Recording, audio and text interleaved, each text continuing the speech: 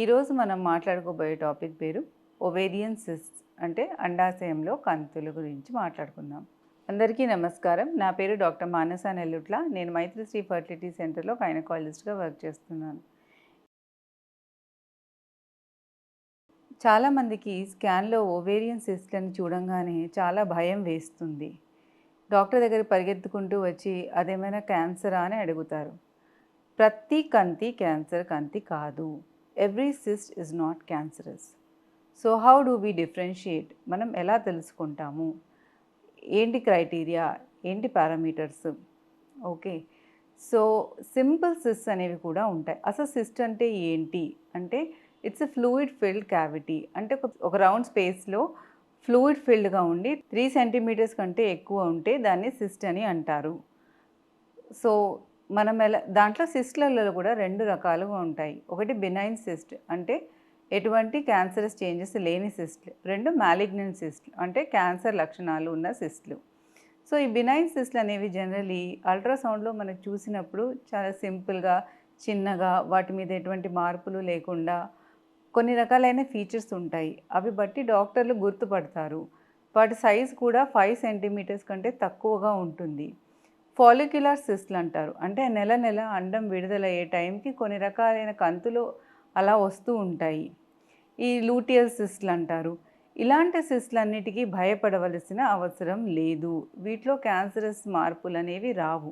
ఇవి జనరలీ ప్రతి ఓవ్యులేటింగ్ ఉమెన్లో వస్తూ ఉంటాయి. 2-3 మంత్స్కి వాటంతట అవే తగ్గిపోతాయి. ఒకవేళ అవసరమైతే మీ డాక్టర్స్ మీకు ఏమైనా హార్మోన్ ట్యాబ్లెట్స్ పెట్టవచ్చు, 2 మంత్స్కి కానీ 3 మంత్స్కి కానీ. మళ్ళీ ఫాలో అప్ చేసి చూసుకుంటే సరిపోతుంది. వీటి వల్ల జనరలీ పెయిన్ అనేది కూడా ఎక్కువ ఉండదు. ప్రతి సిస్ట్ చూడగానే మాకు పెయిన్ వచ్చేస్తుంది, ఈ సిస్ట్ వల్ల ఇంకేదో అయిపోతుంది అని అనుకోవద్దు.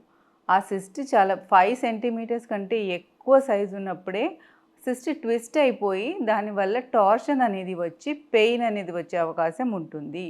చిన్న సిస్ట్లకి ఎటువంటి ప్రమాదం ఉండదు.